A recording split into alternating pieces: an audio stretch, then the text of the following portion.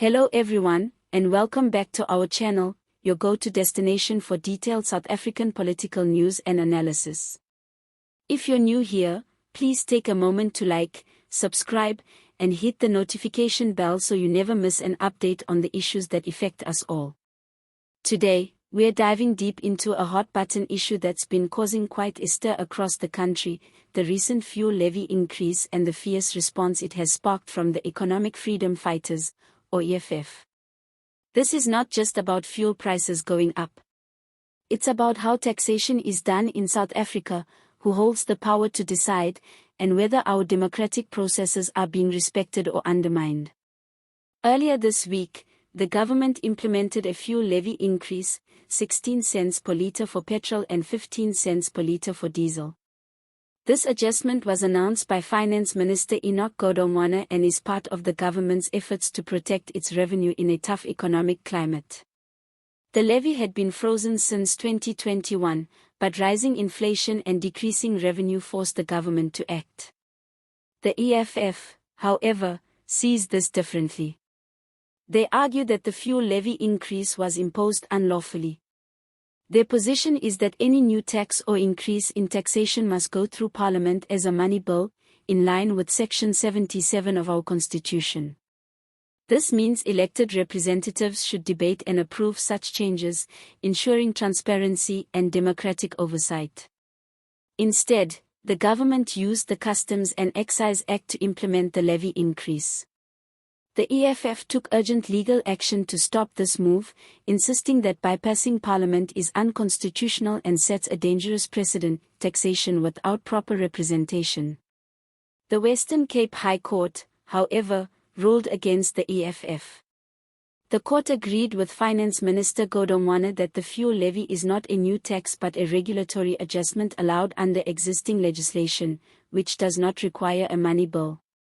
This means the levy increase could go ahead. This decision, though legally sound according to the court, has drawn harsh criticism from the EFF. Julius Malema, the party's leader, has described the ruling as a betrayal of South Africa's poor and working class, those who are hardest hit by rising costs of living. Malema emphasizes that every increase in fuel prices causes a ripple effect, raising transport costs, food prices, and essentially inflating the cost of everything. He warned that this case is about more than just fuel prices. It's about democratic control over taxation. The EFF argues that allowing the executive to raise levies without parliamentary approval undermines the very foundations of our democracy. They accuse the ANC-led government of protecting the interests of the wealthy elite who benefit from the apartheid economy, while ordinary South Africans bear the burden. On the other side, Finance Minister Godongwana defends the increase. He says the levy had been frozen since 2021, which means the government was losing revenue due to inflation. Raising the levy now was necessary to prevent a significant budget shortfall, which he estimates at about $3.5 billion. Without this revenue, the government would have to borrow more money, cut essential public services, or find alternative sources of income, none of which are ideal in the current economic context. Godongwana maintains that the Customs and Excise Act gives the government the power to adjust these levies without needing to introduce a money bill.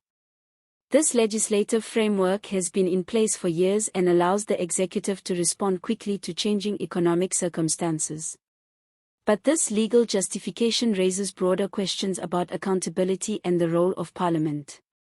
The EFF's Treasurer General, Mpho Mautwe, argues that this loophole undermines Parliament's democratic role in controlling public finances.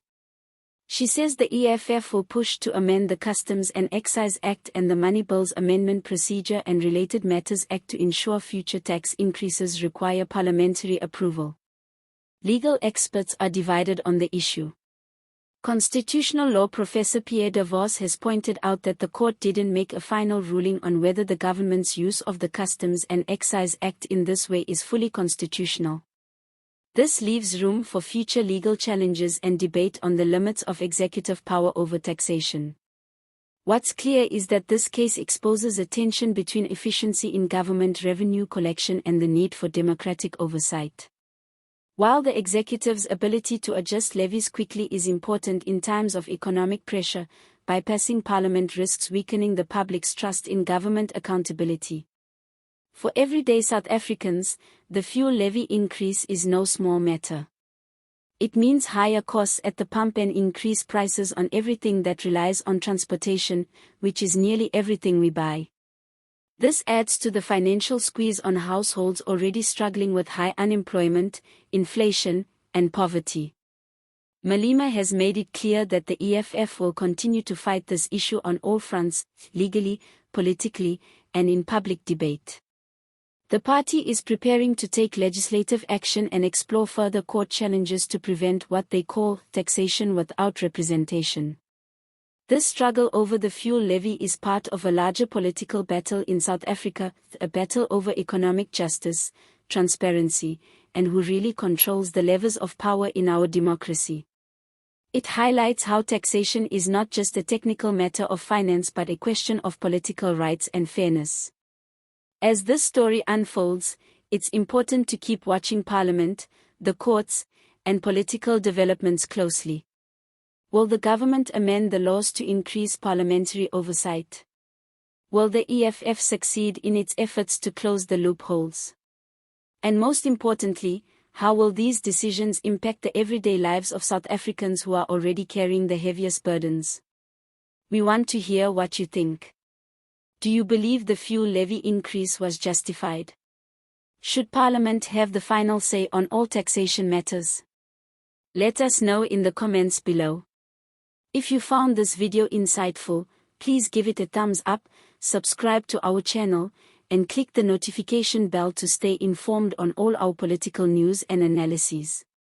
Thanks for watching, and see you next time.